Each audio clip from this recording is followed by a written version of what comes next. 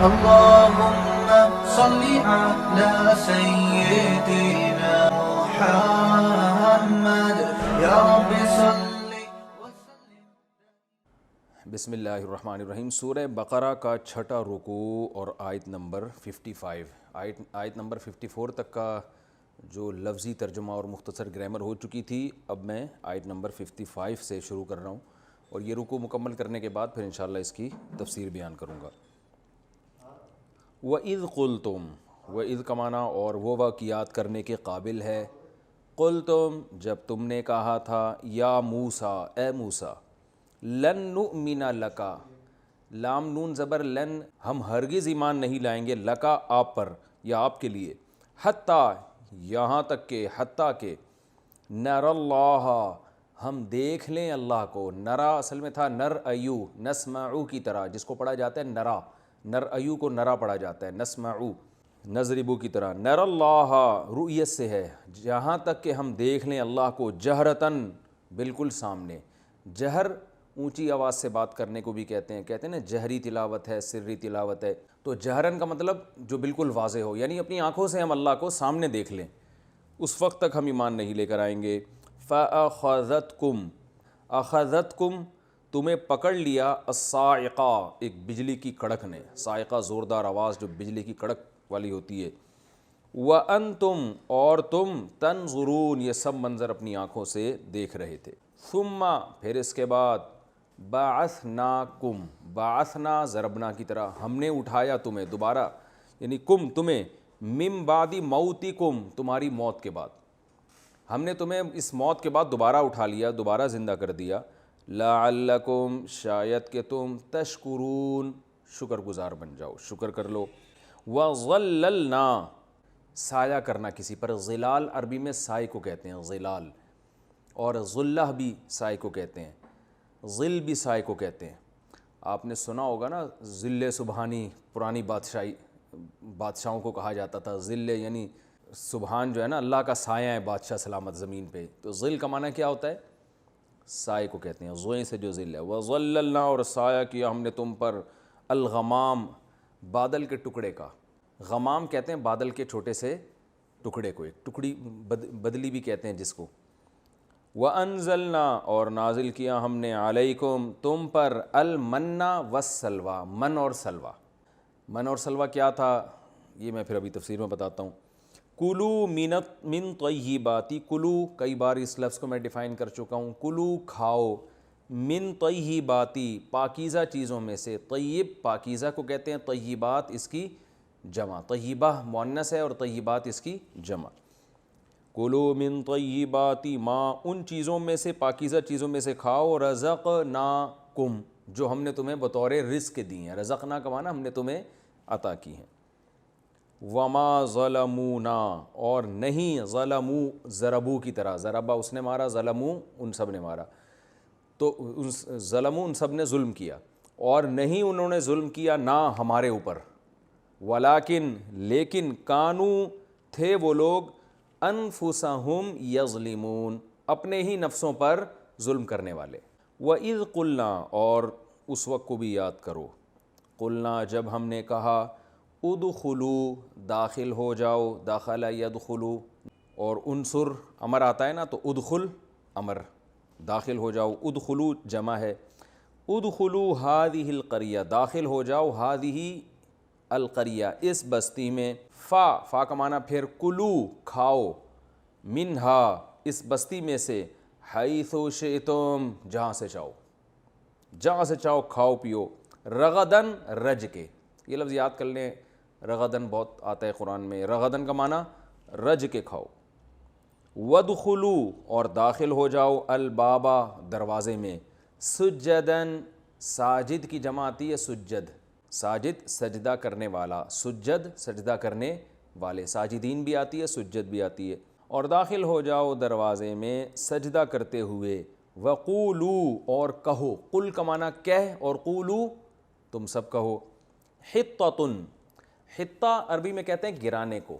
آپ نے لفظ سنا ہوگا نا، انحطاط کا دور ہے، یہ علمی انحطاط ہے. انحطاط کا معنی علم گر رہا ہے. تو حطہ، حطہ کا معنی کیا؟ گرانا. حطتن، اور کہو زبان سے گرا دے. کیا مطلب؟ ہمارے یہ عربی میں بولا جاتا ہے یعنی ہمارے گناہوں کو معاف کر دے. حطہ، اے اللہ ہمارے گناہ کیا کر دے؟ گرا دے. یعنی دروازے میں داخل ہونا ہے سجدہ کرتے ہوئے یعنی جھکتے ہوئے، اور زبان سے کیا کہنا ہے؟ حطہ. حطہ کا مطلب یہ یعنی جو ادھورا جملہ ہے، نطلب حطہ، اے اللہ ہم تجھ سے طلب کرتے ہیں گناہوں کا گرانا یعنی گناہوں کی معافی. تو اللہ فرماتے ہیں یہ کرو، نغفر لکم، ہم مغفرت کر دیں گے تمہاری، خطایاکم، تمہاری خطاؤں کو معاف کر دیں گے تمہاری خطاؤں کو. وَسَنَزِيدُ، سا کا معنی کیا ہوتا ہے؟ عن قریب. نزیدو، نزیدو، نضربو کی طرح، اور ہم اضافہ کریں گے، بڑھا دیں گے، المحسنین، بہت اچھا عمل کرنے والوں کو، یعنی بہت اچھا عمل کرنے والوں کی مغفرت کرنے کے ساتھ ساتھ مزید ان کو عطا کریں گے. نزیدو، اور اضافہ دیں گے ہم ان کو. احسان عربی میں کہتے ہیں کسی عمل کو نہایت عمدگی سے کرنا. احسان عربی میں اسے نہیں کہتے جسے اردو میں کہتے ہیں. اردو میں احسان کا مطلب کسی پر احسان کرنا، اچھا سلوک کرنا. عربی میں احسان، عربی میں جو احسان ہے یہ حسن سے نکلا ہے. حسن کسے کہتے ہیں؟ کسی وہ بہت زیادہ اچھا ہو نا، خوبصورت ہو، اسے کیا کہیں گے؟ حسن. تو کوئی بھی چیز بہت اچھی ہو، جسے ہم اردو میں بار بار کہتا ہوں ہٹو بچو، ٹھیک ہے، تو اسے یہ کہا جاتا ہے کہ اس نے اس چیز کو درجہ احسان تک پہنچا دیا. تو عمل اچھا ہوتا ہے اور ایک ہوتا ہے بہت اچھا، ایکسیلنسی کے ساتھ جب آپ عمل کرتے ہیں تو اس کو کیا کہا جاتا ہے؟ احسان. جیسے حدیث میں آتا ہے نا، جبریل علیہ السلام نبی کے پاس صلی اللہ علیہ وسلم کے پاس آئے اور آپ نے پوچھا، مشہور حدیث جبریل، اس میں آخری سوال آپ کا یہ تھا کہ احسان کیا ہے؟ تو آپ صلی اللہ علیہ وسلم نے فرمایا ان تعبد اللہ کأنک تراہ فإن لم تکن تراہ فإنہ یراک، کہ اللہ کی عبادت ایسے کرو جیسے تم اللہ کو دیکھ رہے ہو. تو یہ عبادت میں ایکسیلنسی ہوگی نا، تو یہ ہے درجہ احسان جو سب سے جو اعلیٰ درجے کا ہے. تو اللہ فرماتے ہیں جو بہت اچھا عمل کریں گے، تو ہم اردو میں اس کا ترجمہ بھی کر سکتے ہیں عمل بہت اچھا کرنا یا بہت نہایت عمدگی کے ساتھ کرنا. تو جو ایکسیلنسی پیدا کریں گے اپنے عمل کے اندر، اللہ فرماتے ہیں وَسَنَزِيدُ، ہم ان کو اور زیادہ نوازیں گے. فَبَدَّلَ، پس تبدیل کر دیا، بَدَّلَ يُبَدِّلُ تبدیلاً. تو اللہ نے فرمایا فَبَدَّلَ الَّذِينَ ظَلَمُوا، پس تبدیل کر دیا ان لوگوں نے جو ظالم تھے، قولاً، قول کو. اللہ نے قول کیا کہا تھا؟ حطہ کہنا ہے. کیا کہنا ہے؟ حطہ، یعنی میرے گناہ معاف کر دے. اس قول کو تبدیل کر دیا غیر الذی، اس قول کے غیر سے، قیل لہم، جو کہا گیا تھا ان سے، یعنی ان سے جو لفظ کہنے کو کہا گیا تھا ظالموں نے اس لفظ کو کسی دوسرے لفظ سے چینج کر دیا. وہ کیا کیا وہ میں تفسیر میں بتاتا ہوں. فَأَنزَلْنَا، پس نازل کیا ہم نے، عَلَى الَّذِينَ ظَلَمُوا، ان لوگوں پر جو ظالم تھے، رجزن، ایک پکڑ. رجز عذاب کو کہتے ہیں، پکڑ کو کہتے ہیں. ایک عذاب نازل کیا، من السماء، آسمان سے، بیما، اس وجہ سے. بی کا معنی وجہ بھی آتا ہے نا، با جب لگتی ہے، میں کئی دفعہ بتا چکا ہوں، تو اس کا ہم ترجمہ کرتے ہیں اس سبب سے یا اس وجہ سے. بیما کانو، اس لیے کہ تھے وہ لوگ، یفسقون، فسق کیا کرتے. فسق کسے کہتے ہیں؟ حدود سے تجاوز کرنا، لمٹ کو کراس کرنا. تو یہ لوگ حد سے تجاوز کیا کرتے تھے. یہ تو اس رکوع کا لفظی ترجمہ ہو گیا. کافی لمبا ترجمہ تھا کیونکہ رکوع بہت لمبا ہے، تو کچھ پچھلے ایپیسوڈ میں ہوا، کچھ اس میں. اب میں انشاءاللہ اس کی مختصر تفسیر بیان کرتا ہوں. پچھلے رکوع میں جو چوتھا رکوع تھا، پانچواں رکوع تھا، جس رکوع پہ 5 لکھا ہوتا ہے نا، اس کے بعد جو رکوع شروع ہوتا ہے وہ چھٹا کہلاتا ہے. یعنی آپ ایسا نہ ہو کہ جہاں رکوع کے اوپر 6 لکھا ہوا ہے تو آپ اس کے بعد تلاش کر رہے ہوں، وہ تو 7واں شروع ہو گیا نا. 6 کا مطلب یہاں تک 6 کمپلیٹ ہو گئی، یہ مطلب ہوتا ہے. تو اب میں جو رکوع پڑھ رہا ہوں وہ 6th ہے، چھٹا ہے. تو مطلب آپ نے وہاں سے دیکھنا ہے جہاں رکوع کے اوپر 5 لکھا ہوا ہے، تو یہاں تک 5 کمپلیٹ ہو گئے. اس کے بعد کون سا شروع ہو رہا ہے؟ چھٹا. یا بنی اسرائیل اذکروا نعمتی التی انعمت علیکم. پچھلے رکوع میں اللہ نے بنی اسرائیل پر جو نعمتیں ہوئی ہیں ان کو ذکر کیا اجمالی انداز میں. یعنی اجمال کہتے ہیں جو تفصیل نہ ہو، ڈیٹیل نہ ہو. کچھ اردو کے مشکل الفاظ آج کی نئی جنریشن سمجھتی نہیں ہے. تو اجمال کا معنی کیا ہوتا ہے؟ اجمال ڈیٹیل کی ضد ہے، اپوزٹ ہے. یعنی تفصیل سے آپ کوئی بات نہیں کرتے، مبہم بات کرتے ہیں، تو اسے ہم کیا کہتے ہیں؟ اجمال. یعنی مجمل بات کی ہے اس نے، ٹھیک ہے نا. تو اللہ فرماتے ہیں اب اس رکوع میں وہ نعمتیں کیا تھیں ان کو تفصیل سے بیان کیا جا رہا ہے، اور کیسے کیسے نعمتیں ہوئیں اور انہوں نے کیسے کیسے ناشکری کی ہے، یہ اللہ بتا رہے ہیں۔ اے بنی اسرائیل، نبی صلی اللہ علیہ وسلم کے دور میں جو بنی اسرائیل تھے ان سے خطاب کیا جا رہا ہے، اے بنی اسرائیل میری اس نعمت کو یاد کرو، انعمت علیکم جو میں نے تمہیں دی تھی، وانی اور بے شک میں نے فضلتکم تمہیں فضیلت دی تھی، علی العالمین تمام جہان والوں پر۔ فضیلت قرآن میں دوسرے مقام پر آتا ہے علم میں اور حکومت میں، تو ہر قسم کا علم، چاہے وہ سائنس ٹیکنالوجی کا علم ہو چاہے وہ دین کا علم ہو، یعنی آسمانی کتابوں کا، دونوں علم بھی ان کے پاس، دنیا محتاج تھی ان سے سیکھنے کے لیے، اور دوسرا حکومت بھی کس کے پاس تھی؟ ان کے پاس تھی، میں نے فضیلت دی تھی تمہیں۔ اور جب اللہ فضیلت دیتا ہے نا علم اور حکمت میں، تو اس کا مطلب یہ ہوتا ہے کہ یہ گاڈ گفٹڈ ہے، یہ ظلم کے ذریعے حاصل نہیں ہوئی ہے حکومت۔ دیکھو ظالم بھی تو دنیا پہ قابض ہو جاتے ہیں نا، تو یہ ظلم کے ذریعے نہیں بلکہ اللہ کی مدد تھی، اور اللہ نے ان کو امام بنایا تھا، دنیا پر لازم تھا کہ ان کو فالو کرے، تو یہ بڑا عہدہ ہوتا ہے۔ آپ کہہ سکتے ہیں جس دور میں یہودیوں سے خطاب ہو رہا ہے اس دور میں تو یہودیوں کو علم اور حکومت میں اللہ نے فضیلت نہیں دی۔ تو یاد رکھیں قرآن کی یہ عادت ہے، جو کام باپ دادا کر چکے ہیں نا، تو قرآن اولادوں کو خطاب کرتا ہے، کیونکہ آپ کی قوم کو تو بہرحال فضیلت دے چکے ہیں نا اللہ، تو وہ آپ کے باپ دادا جو کام کرتے آ رہے تھے تو آپ بھی تو اسی روش پہ چل رہے ہیں۔ اگر اولاد اس روش پہ نہ چلے تو پھر باپ دادا کا تانا نہیں دیا جاتا، لیکن چل اسی روش پہ رہے ہیں، تو جو حرکتیں باپ دادے نے کی ہیں وہ حرکتیں اولاد کو بھی بیان کی جا سکتی ہیں، کیونکہ قوم ایک ہی ہے، جنس وہی ہے، صفات ایک ہی جیسی ہیں، تو اس لیے اللہ فرماتا ہے تمہاری حرکتیں یہ ہیں۔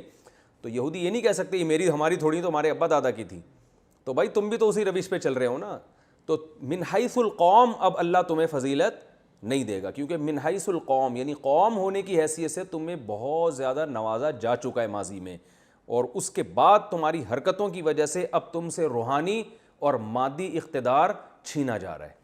تو اللہ فرماتے ہیں اے بنی اسرائیل میری اس نعمت کو یاد کرو جو میں نے تم پر کی، اور میں نے تمہیں تمام جہان والوں پر فضیلت دی تھی۔ اس نعمت کو یاد کرو، اس یاد کرنے کا مقصد کیا ہے؟ شکر ادا کرو، اور شکر کیسے ہوگا؟ کہ اللہ کے پیغمبر پر ایمان لاؤ، اگرچہ اس میں تمہیں مالی نقصان ہو یا تمہاری عزت کم ہوتی ہو، لیکن ایمان لے کر آؤ۔ واتقوا یوما اور ڈرو اس دن سے، لا تجزی نفس عن نفس شیئا، کیونکہ آخرت کا خوف جب نگل جاتا ہے تو انسان گناہوں پر جری ہوتا ہے، تو اس لیے اللہ کہہ رہے ہیں ایک دن آئے گا تمہیں حساب دینا پڑے گا، اس دنیا کی مستیوں کو مت دیکھو، اس دن سے ڈرو جس دن کوئی نفس کسی نفس کو بدلہ نہیں دے سکتا، کوئی کسی کے کام نہیں آ سکتا، یعنی جو گناہ لے کر آئے گا اس کو سزا بھگتنی پڑے گی۔ ان آیات کی روشنی میں مسلمانوں میں ایک فرقہ ایسا پیدا ہوا ہے جو یہ کہتا ہے کہ قیامت کے دن پیغمبر، شہداء اور علماء اور عام مسلمان کسی کی سفارش نہیں کر سکتے۔ اس قسم کی بہت ساری آیتیں قرآن میں جس میں آتا ہے کہ کوئی کسی کے کام نہیں آئے گا۔ سورہ نجم میں بھی ہے وَأَلَّيْسَ لِلْإِنسَانِ إِلَّا مَا سَعَىٰ، انسان کو وہی کچھ ملے گا جس کی اس نے کوشش کی ہے۔ یاد رکھیں عقیدے کی جو سب سے معتبر کتاب ہے نا، جو پوری دنیا میں پڑھائی جاتی ہے، وہ ہے العقیدۃ الطحاویہ۔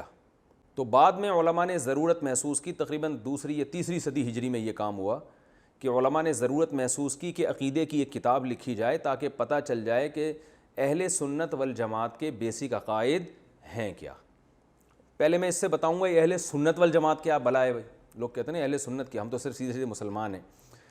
تو دیکھیں رسول اللہ صلی اللہ علیہ وسلم کے دور میں تو کوئی فرقہ نہیں تھا، سب نبی صلی اللہ علیہ وسلم کو فالو کرتے، پھر صحابہ آئے، تو صحابہ کرام کے بعد بلکہ صحابہ کا جو دور تھا نا اس میں خوارج پیدا ہونا شروع ہوئے، بلکہ یہ حضرت عثمان کے دور میں شروع ہو چکے تھے، جنہوں نے حضرت عثمان کو پھر شہید بھی کیا، اور یہ بڑے متعصب قسم کے ہوتے تھے اور دعوے بڑے بڑے کرتے تھے کہ ہم صرف قرآن کو مانتے ہیں۔ ان کا سب سے بڑا جرم یہ تھا کہ انہوں نے قرآن کو خود سے سمجھنے کی کوشش کی، صحابہ سے رہنمائی نہیں لی کہ صحابہ کیا کر رہے ہیں۔ تو یہ وہ لوگ تھے جنہوں نے حضرت عثمان کو قرآن کا نام لے کے اور دین کا نام لے کے شہید کر دیا، بغاوت کی ان کے خلاف، پھر حضرت علی کے خلاف یہ بغاوتیں کرتے رہے، اور حضرت علی رضی اللہ تعالی عنہ کی ان سے لڑائیاں ہوتی رہی ہیں، اور حضرت علی کے دور میں وہ احادیث پھر سامنے آئیں جن میں نبی صلی اللہ علیہ وسلم نے خوارج کو اس امت کے بدترین لوگ قرار دیا تھا۔ ان کی خاصیت یہ تھی کہ یہ بظاہر بڑے پرہیزگار ہوتے تھے، ان کی عبادتیں بڑی طویل ہوتی تھیں، روتے تھے نمازوں میں اور بہت تقوی دکھاتے تھے اور اللہ کا خوف اور اس طرح کی چیزیں بہت تھیں۔ حضرت علی رضی اللہ تعالیٰ عنہ کی حکومت کو ماننے سے انکار کر دیا۔ حضرت عباس جب ان کے پاس پہنچے تو انہوں نے کہا ان الحکم الا للہ، قرآن کہتے ہیں حکومت صرف کس کی ہے؟ اللہ کی۔ اب دیکھو قرآن کی آیت پڑھ رہے ہیں لیکن اس کا مفہوم غلط لے کے جا رہے ہیں۔ تو حضرت علی کو جب یہ پتہ چلا تو حضرت علی نے فرمایا کلمۃ حق ارید بها الباطل، کلمہ درست ہے مگر اس سے جو یہ مراد لے رہے ہیں وہ مراد غلط ہے۔ اس کا یہ مطلب تھوڑی کہ دنیا میں کسی کی حکومت نہیں ہوگی۔ تو یہ تھے اس طرح کے نا، ایک مسلمانوں کے لیے آفت بن چکے تھے۔ تو اسی دور میں یہ پہلا فرقہ، پھر مزید فرقے پیدا ہوئے۔ ان تمام فرقوں میں قدر مشترک کیا چیز تھی؟ سارے حوالہ قرآن کا دیتے تھے، لیکن وہ ہٹ کیوں گئے قرآن و سنت سے؟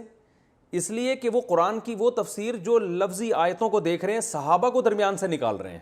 سب سے بڑا فالٹ ان میں یہ تھا۔ آج بھی جتنے آپ کو باطل فرقے نظر آئیں گے قرآن و حدیث کا لیبل بہت لگائیں گے لیکن صحابہ ان کی ڈکشنری سے غائب ہوں گے۔ تو قرآن و سنت کی ایسی تشریح کرنا جس پہ صحابہ کا عمل نہیں تھا وہ تشریح معتبر نہیں ہے۔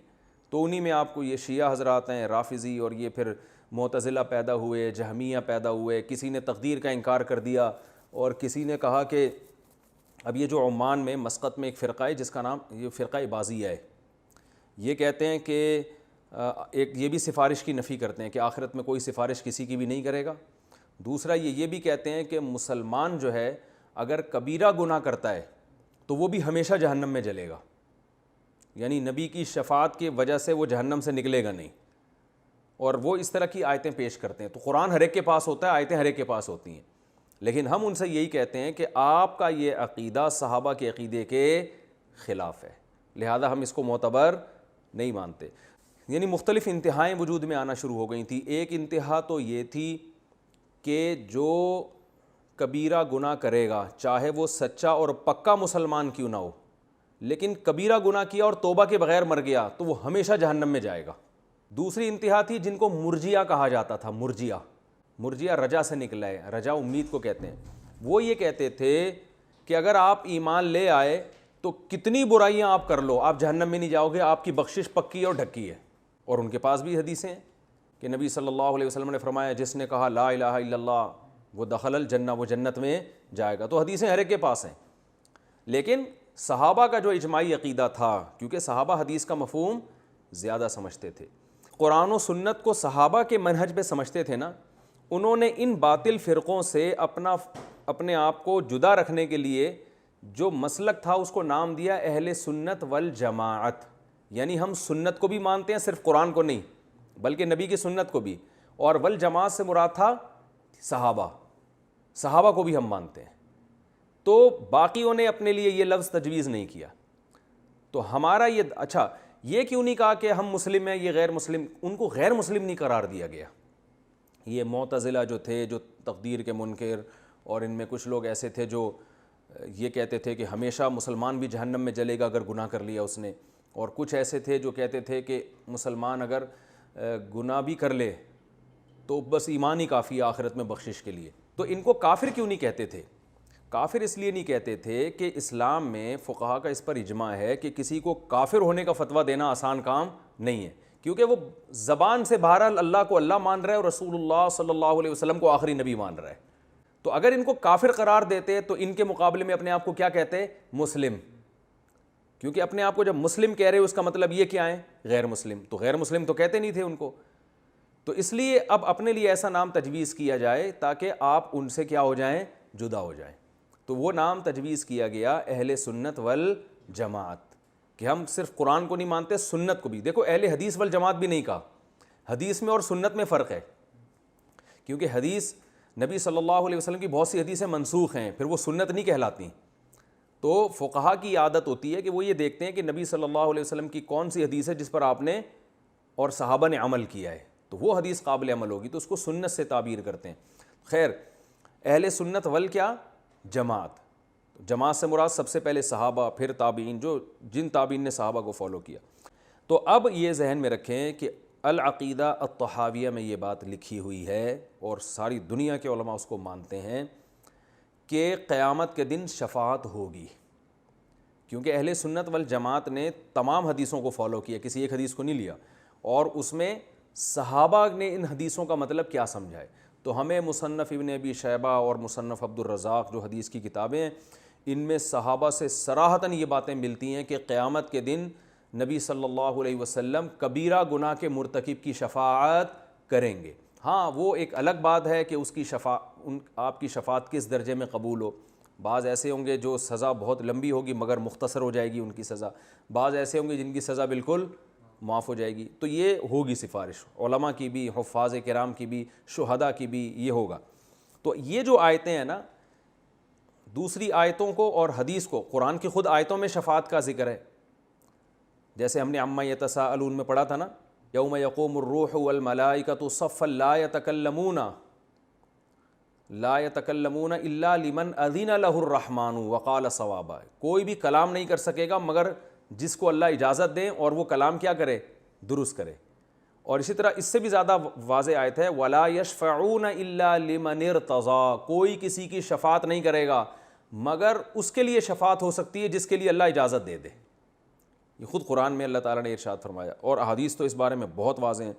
تو ان آیتوں کا مطلب پھر علماء یہ بیان کرتے ہیں جس میں آتا ہے کہ کوئی کسی کو فائدہ نہیں پہنچائے گا, اس سے مراد ہے کفر. کفر پہ اگر کسی کی موت واقع ہو گئی, جیسے کہ بنی اسرائیل تو کفر میں مر رہے تھے نا, تو کفر پہ اگر کسی کی موت واقع ہو گئی تو پھر اس کے لیے شفاعت نہیں ہے.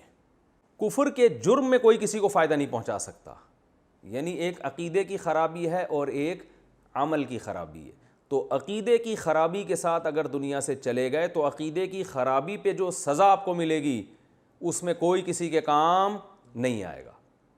اور ہے کہ عقیدہ آپ کا درست ہے, عمل کی کوتاہی پہ جو سزا ملے گی اس میں قرآن میں بھی ہے اور احادیث میں بھی ہے. ہم قرآن میں پڑھیں گے انشاءاللہ جب اپنے مقام پہ یہ آیتیں آئیں گی, تو اس میں لوگ دوسروں کے کام آئیں گے. اور یہ جو قرآن کی آیت ہے وَأَلَّيْسَ لِلْإِنسَانِ إِلَّا مَا سَعَىٰ, سورہ نجم میں, کہ انسان کو وہی کچھ ملے گا جو جس کی اس نے کوشش کی ہوگی. تو یہاں بھی علماء کہتے ہیں کہ انسان کو تو وہی کچھ ملے گا جس کی آپ نے کوشش کی ہے, اس سے زیادہ نہیں ملے گا. لیکن دوسرا انسان جب آپ کے لیے کوئی عمل کر رہا ہے یا آپ کو کے لیے دعا کر رہا ہے تو اس کو بھی تو وہ کچھ ملے گا نا جو وہ کر رہا ہے. تو وہ کیا کر رہا ہے, وہ چاہ رہا ہے کہ آپ کی بخشش ہو جائے, وہ چاہ رہا ہے کہ آپ کے درجات بلند ہو جائیں, تو اس کو بھی تو وہ ملے گا کہ نہیں ملے گا. تو وہ اس کی وجہ سے آپ کو عمل میں ترقی مل رہی ہے, اس کی دعاؤں کی وجہ سے, اس کے ایصال ثواب کی وجہ سے. تو یہ اس آیت کے مخالف نہیں ہے. پھر ہم اس پہ مزید بحث کریں گے اس مقام پہ جہاں یہ سورہ نجم میں آیت آئے گی. تو اللہ فرماتے ہیں اس دن سے ڈرو, لا تجزی نفس عن نفس شیئا, جس دن کوئی کسی کے کام نہیں آئے گا. کیا مطلب, اگر کفر پہ موت واقع ہو گئی تو کوئی کسی کے کام نہیں آئے گا. دوسرا شفاعت قہری, زبردستی والی شفاعت کی بھی نفی ہے, کیونکہ اگر کوئی کسی کے کام قیامت کے دن آئے گا تو وہ آئے گا جس کو اللہ اجازت دیں گے, زبردستی نہیں آ سکتا. تو اس آیت کا مطلب یہ بھی ہو سکتا ہے دوسری آیتوں کی روشنی میں کہ کوئی کسی کے کام نہیں آئے گا اللہ کی اجازت کے بغیر. اللہ اجازت دے دے تو یقیناً کام آ سکتا ہے. ولا يقبل منها شفاعت, اور کسی نفس کی طرف سے شفاعت قبول نہیں ہوگی. اس کے بھی دو مطلب ہیں. اب جہاں بھی آیتیں آئیں گی ان کے دو مفہوم خود بخود ان آیتوں میں داخل ہیں کہ کسی کے بھی شفاعت کام نہیں آئے گی. تو یہاں کسی سے مراد وہ نفس جس کی کفر پہ موت واقع ہوئی ہو, اور دوسرا یا پھر شفاعت سے مراد ہے وہ شفاعت جو زبردستی کی ہو, تو یہ والی شفاعت نہیں ہوگی. ولا يقبل منها شفاعت, اور کسی نفس کی طرف سے شفاعت قبول نہیں ہوگی. کیا مطلب, زبردستی کی شفاعت. اللہ اجازت دے دیں تو اللہ کی مرضی, اور حدیث میں آتا ہے کہ مسلمانوں کے لیے اللہ اجازت دیں گے. ولا يؤخذ منها عدل, اور کسی نفس کی طرف سے کوئی برابری میں کوئی چیز نہیں لی جائے گی کہ تم نے گناہ کی ہیں تو اب اس کے بدلے میں اتنے پیسے دے کے جان چھڑا لو, ایسا بھی نہیں ہوگا. ولا هم ينصرون, اور نہ ان کی مدد کی جائے گی. اب اللہ تعالیٰ بنی اسرائیل پر اپنی نعمتیں بیان کر رہے ہیں. وَإِذْ نَجَّيْنَاكُمْ, تم ان نعمتوں کو یاد کرو. اصل میں ان پہ باپ دادا پہ ہوئی تو انہی پہ بھی ہو گئی نا, باپ دادا مر جاتے تو یہ تھوڑی پیدا ہوتے. تو نبی کے دور میں جو بنی اسرائیل کے لوگ تھے اللہ تعالیٰ ان پر اپنی نعمتیں بیان کر رہے ہیں کہ اس وقت کو یاد کرو جب ہم نے تمہیں نجات دی. کس سے, آل فرعون. آل فرعون یعنی فرعون والوں سے, جس میں فرعون خود داخل ہے. آل کا لفظ جب عربی میں استعمال ہوتا ہے, آل رسول یا آل فلان, تو اہل لغت کہتے ہیں اس میں وہ خود بندہ بھی داخل ہوتا ہے. جیسے کہتے ہیں آل علی، تو اس میں حضرت علی بھی داخل ہیں، آل رسول میں حضرت رسول بھی داخل ہیں، آل عمر میں حضرت عمر بھی داخل، تو آل فرعون میں فرعون خود داخل ہے، فرعون بھی اور اس کے جو ارد گرد بیٹھا کرتے تھے لوگ۔ تو اللہ فرماتے ہیں ہم نے تم کو نجات دی فرعون سے۔ باپ دادا کو نجات دینا، قوم کو نجات دی نا، تو جو قوم کے پر احسان ہوتا ہے تو پوری قوم اس میں شامل ہوتی ہے، تو اس لیے اللہ فرماتے ہیں یعنی یہ بنی اسرائیل نہیں کہہ سکتے کہ ہم تو تھے ہی نہیں اس زمانے میں، ہمیں تھوڑی نجات دی ہے، تو قوم تو وہی تھی نا، تو اس لیے اللہ احسان گنوا رہے ہیں۔ اور اس وقت کو یاد کرو جب ہم نے تمہیں نجات دی آل فرعون سے، یسومونکم سوء العذاب، جو تمہیں بہت برا عذاب چکھاتا تھا، یذبحون ابناءکم، تمہارے بیٹوں کو ذبح کر دیا کرتا تھا، ویستحیون نساءکم، تمہاری عورتوں کو زندہ رکھتا تھا۔ اب دیکھیں یہ اللہ عذاب بیان کر رہے ہیں کہ بیٹوں کو مار دینا اور عورتوں کو زندہ چھوڑ دینا۔ سوال یہ پیدا ہوتا ہے کہ عورتوں کو زندہ چھوڑ دینا تو احسان تھا نا، تو یاد رکھو ایسے موقع پہ احسان نہیں ہے۔ جو بھی غیرت مند قوم ہوتی ہے نا، جن میں جوان مرد جب مرتے ہیں تو ان کو سب سے زیادہ فکر اپنے پیچھے عورتوں کی ہوتی ہے کہ ان کا بنے گا کیا، ان کی عزت محفوظ رہے گی یا نہیں رہے گی، تو ان کی خواہش ہوتی ہے کہ یار ہم مریں تو یہ بھی مریں۔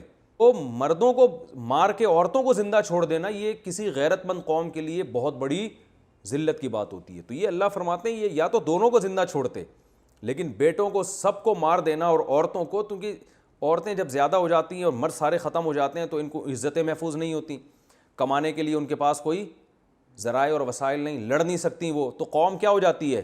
کمزور۔ تو یہ بہت بڑی ذلت کی بات ہوتی ہے۔ تو اللہ فرماتے ہیں وہ تمہاری عورتوں کو زندہ چھوڑ دیتے تھے اور بیٹوں کو مار دیا کرتے تھے۔ وَفِي ذَلِكُمْ بَلَاءٌ مِّن رَّبِّكُمْ عَظِيمٌ، تمہارے رب کی طرف سے بہت بڑی آزمائش تھی، لیکن اللہ نے احسان کیا تمہیں اس آزمائش سے نکال دیا۔ تو کتنا بڑا احسان ہے اللہ کا تمہارے اوپر، اب تم بھی پیغمبر پر ایمان لاؤ۔ وَإِذْ فَرَقْنَا بِكُمُ الْبَحْرَ، اس وقت کو بھی یاد کرو جب ہم نے سمندر کو چیر ڈالا تھا۔ فرعون بھاگ رہا تھا نا تمہارے پیچھے پیچھے، اللہ نے حکم دیا بنی اسرائیل کو راتوں رات نکل جاؤ، تو نکل گئے، فرعون بھی پیچھے آ گیا، تو بنی اسرائیل کہنے لگے اے موسیٰ مروا دیا آپ نے تو ہمیں، قرآن میں اسی طرح انا لمدرکون، ہم تو پکڑے گئے۔ تو اللہ فرماتے ہیں ہم نے کیا کیا، کتنا بڑا معجزہ دکھایا، سمندر کو دو حصوں میں تقسیم کر دیا۔ فانجیناکم، تمہیں بچا لیا ہم نے، واغرقنا آل فرعون، اور فرعون کو ہم نے، فرعون والوں کو غرق کر دیا، وانتم تنظرون، تم یہ سارا منظر اپنی آنکھوں سے دیکھ رہے تھے۔ تو اب آپ کہہ سکتے ہیں بھائی یہ لوگ تھوڑی دیکھ رہے تھے، ان کے باپ دادا دیکھ رہے تھے نا، تو یاد رکھیں جو خبریں متواتر ہوتی ہے نا وہ ایسا ہی ہے جیسے خود اپنی آنکھوں سے دیکھ لیا۔ تو تنظرون کا یہ مطلب ہے یعنی تمہیں اتنا یقین ہے اپنی آنکھوں سے تم یہ ساری چیزیں دیکھ رہے تھے، یہ تمہارے باپ دادا دیکھ رہے تھے، وہ تمہیں نقل کرتے چلے جاتے ہیں، تم سب کچھ دیکھ رہے تھے، تمہارے ساتھ یہ ہوا ہے۔ وَإِذْ وَعَدْنَا مُوسَىٰ 40 لَيْلَةً، اور اللہ نے تم پر یہ بھی احسان کیا کہ ہم نے موسیٰ سے 40 راتوں کا وعدہ کیا تھا۔ جب فرعون غرق ہو گیا نا پانی میں، بنی اسرائیل کو نجات ملی، تو بنی اسرائیل نے کہا کہ اب ہمیں کوئی کتاب چاہیے اللہ کی طرف سے۔ حضرت موسیٰ کی فرما برداری نہیں کرتے تھے، کہہ رہے کوئی آسمانی کتاب ہو، اللہ کے حکام ہو، ہم اس کو فالو کریں گے، اب ہمیں نجات ملی ہے، اللہ کا دین نافذ کریں گے ہم۔ تو اللہ نے موسیٰ علیہ السلام سے 40 راتوں کا وعدہ کیا کہ 40 دن کے بعد آپ کو کوہ طور پہ بلاؤں گا اور تورات دے دوں گا۔ وَإِذْ وَعَدْنَا مُوسَىٰ 40 لَيْلَةً، تو جب موسیٰ علیہ السلام تورات لینے کے لیے گئے ہیں نا، تو پیچھے سامری ایک جادوگر تھا، اس نے کیا کیا، جہاں بھی جبریل علیہ السلام جب بنی اسرائیل کی مدد کے لیے نازل ہوئے تھے نا، گھوڑے پر سوار تھے، وہ انسانی شکل میں آئے تھے، گھوڑے پر سوار تھے بنی اسرائیل کی مدد کے لیے جب فرعون غرق ہو رہا تھا، تو جبریل کا گھوڑا جہاں جہاں جاتا تھا نا، قدم رکھتا تھا، اس مٹی میں خاص قسم کی برکت پیدا ہو گئی تھی۔ تو سامری جادوگر نے کمبخت نے اس مٹی کو لے کر سونے سے ملا کے ایک بچھڑا بنایا اور اپنے جادو کے زور سے ایسا کیا کہ وہ بچھڑا آواز نکالتا تھا، اور بنی اسرائیل کو کہنے لگا کہ موسیٰ علیہ السلام جب تک نہیں آتے ہمارے پاس فی الحال کوئی خدا ہے نہیں اور ہم شریعت کے مکلف ہیں نہیں، کیونکہ کتاب ہمارے پاس ہے نہیں، تو فی الحال ہم اسی بچھڑے کی عبادت کریں گے۔ اور بنی اسرائیل میں بہت سارے لوگ اس بچھڑے کی عبادت کرنا شروع کر دیا، کیونکہ غلام قوم تھی، بت پرستوں کے ساتھ رہ چکے تھے، تو شرک جو ہے نا سے مانوس تھے، تو یہ ماحول کا دیکھو کتنا برا اثر پڑتا ہے، پیغمبروں کی اولادیں اور کیا حرکتیں شروع کر دی۔ تو اللہ فرماتے ہیں ثم اتخذتم العجل من بعدہ، اس کے بعد موسیٰ کے جانے کے بعد تم نے بچھڑے کو ٹھہرا لیا معبود، وانتم ظالمون، اور تم تھے کیا، ظلم کرنے والے، یعنی بہت بڑا ظلم کر رہے تھے تم یہ بچھڑے کی عبادت کر کے. ثم عفونا عنکم من بعد ذلک، اس جرم کے بعد بھی ہم نے تمہیں معاف کر دیا. کتنا بڑا جرم ہے کہ پیغمبر کے ذریعے تمہیں نجات ملی، سمندر تمہارے لیے مسخر ہو گیا، اور کتنے معجزے تم نے اپنی آنکھوں سے دیکھ لیے. تھوڑے دن کے لیے موسیٰ علیہ السلام گئے ہیں اور پیچھے یہ بہانہ بنایا بنی اسرائیل نے کہ ابھی تو ہم شریعت کے مکلف ہی نہیں ہیں نا بھائی، ابھی تو کتاب آئے گی تو اس میں جو لکھا ہوگا عمل کریں گے، کتاب تو ہے ہی نہیں ہمارے پاس. حالانکہ بھائی عقیدہ تو وہ تو ویسے ہی صحیح رکھنا ضروری ہے، شرک سے تو ویسے بھی بچنا ضروری ہے. تو اللہ فرماتے ہیں اس کے بعد بھی ہم نے تمہارا جرم معاف کر دیا. لعلکم تشکرون، شاید کہ تم شکر گزار بن جاؤ. وَإِذَا آتَيْنَا مُوسَى الْكِتَابَ وَالْفُرْقَانَ، اس وقت کو بھی یاد کرو جب ہم نے موسیٰ کو کتاب دی. یہ بھی حقیقت میں احسان تھا بنی اسرائیل پر کہ آسمانی کتاب ملی تمہیں موسیٰ کے ذریعے. والفرقان، فرقان سے تورات بھی مراد ہو سکتی ہے، یعنی کتاب ہی کی صفت ہے، اور فرقان سے وہ واضح معجزے بھی. اور ہم نے فرقان یعنی اتنے واضح معجزے دیے جس سے دودھ کا دودھ پانی کا پانی ہو گیا. حضرت موسیٰ کی لاٹھی سانپ بن گئی، یعنی بہت واضح کر دیا تھا اللہ نے کہ حق کیا ہے اور باطل کیا. یہ بھی اللہ کا احسان تھا. لعلکم تہتدون، شاید کہ تم ہدایت پہ آ جاؤ، یعنی تاکہ تم ہدایت پہ آ جاؤ. وَإِذْ قَالَ مُوسَىٰ لِقَوْمِهِ يَا قَوْمِ إِنَّكُمْ ظَلَمْتُمْ أَنفُسَكُمْ. حضرت موسیٰ جب واپس پہنچے نا غضبناک ہو کے کہ بچھڑے کی عبادت ہو رہی ہے، تو حضرت موسیٰ نے جب غضبناک ہوئے تو پھر اللہ نے بتایا کہ ان کی توبہ اب ایسے قبول ہوگی کہ جنہوں نے بچھڑے کی عبادت نہیں کی وہ ان کو قتل کر دیں گے جنہوں نے عبادت کی ہے. اس کام کے لیے ایگری ہو جاتے ہیں تو ان کی توبہ قبول ہے. تو یہ ایگری ہو گئے مجبوراً، کیونکہ ان کو پتہ تھا ورنہ اللہ کا عذاب آئے گا. تو جنہوں نے عبادت کی انہوں نے اپنے آپ کو قتل کرنے کے لیے پیش کیا. وَإِذْ قَالَ مُوسَىٰ لِقَوْمِهِ، اس وقت کو بھی یاد کرو جب موسیٰ نے اپنی قوم سے کہا یا قومی، اے میری قوم، اِنَّكُمْ ظَلَمْتُمْ أَنفُسَكُمْ، تم سب نے اپنی جان پہ ظلم کیا، بِاتِّخَاذِكُمُ الْعِجْلَ، اس لیے کہ تم نے بچھڑے کو ٹھہرا لیا تھا معبود. فَتُوبُوا إِلَىٰ بَارِئِكُمْ، اپنے پیدا کرنے والے کے سامنے توبہ کرو. فَاقْتُلُوا أَنفُسَكُمْ، اور توبہ کا طریقہ یہ ہے کہ اپنے آپ کو قتل کر دو. اپنے آپ کا مراد اپنی قوم کے لوگوں کو. قرآن میں بعض دفعہ اپنی قوم کے لوگوں کے لیے بھی اپنے آپ کا لفظ استعمال ہوا ہے، یعنی جنہوں نے عبادت نہیں کی وہ ان کو قتل کر دیں، جنہوں نے عبادت کی ہے تو قتل کے لیے پیش کر دیں. ذالکم خیر لکم، یہ تمہارے لیے بہتر ہے، عند بارئکم، تمہارے پیدا کرنے والے کے نزدیک، اس سے تم آخرت کے عذاب سے بچ جاؤ گے. فتاب علیکم، پھر اللہ نے تمہاری توبہ قبول کر لی. تو توبہ جو قبول کی ہے اس کا تذکرہ نہیں ملتا کہ وہ قتل ہوئے تھے یا نہیں ہوئے تھے. بظاہر قرآن سے ایسا لگتا ہے فتاب علیکم، اللہ نے ویسے ہی توبہ قبول کر لی کہ انہوں نے اپنے آپ کو جب پیش کر دیا تو اللہ نے ان کو معاف کر دیا. انہ هو التواب الرحیم، بے شک وہ بہت زیادہ توبہ قبول کرنے والا اور رحم کرنے والا ہے. پھر جب موسیٰ علیہ السلام جب کوہ طور پہ گئے تھے نا تورات لینے، تو موسیٰ علیہ السلام نے اللہ سے فرمایا کہ اے اللہ میری قوم جو ہے یہ بڑی نالائق قوم ہے، میں تورات لے کر آؤں گا تو یہ کہیں شک و شبہ نہ شروع کر دے، تو جو ہے گواہ لے کے جاتا ہوں میں. پھر یہ وقت پورا ہو گیا ہے، واقعہ لمبا ہے تو میں انشاءاللہ اگلے ایپیسوڈ میں اس کو بتاؤں گا کہ یہاں بھی انہوں نے بڑی نالائقی کی. وہ گواہوں نے اپنی آنکھوں سے دیکھا کہ تورات نازل ہو رہی ہے تو وہ کہنے لگے نہیں نہیں نہیں، جب صرف تورات کو نہیں دیکھیں گے کوہ طور پہ کہ آپ کو مل رہی ہے، بلکہ ہم اللہ کو اپنی آنکھوں سے دیکھیں گے بھی. تو پھر اللہ کا عذاب آیا، پھر اللہ نے جو مر گئے تھے ان کو دوبارہ زندہ کر لیا. تو اتنا کسی قوم کی کوتاہیوں کو معاف نہیں کیا گیا جتنا بنی اسرائیل کو، جن کو آج یہودی کہتے ہیں. تو اگلے ایپیسوڈ میں انشاءاللہ اس کی تفسیر بیان ہوگی. اللہ عمل کی توفیق عطا فرمائے.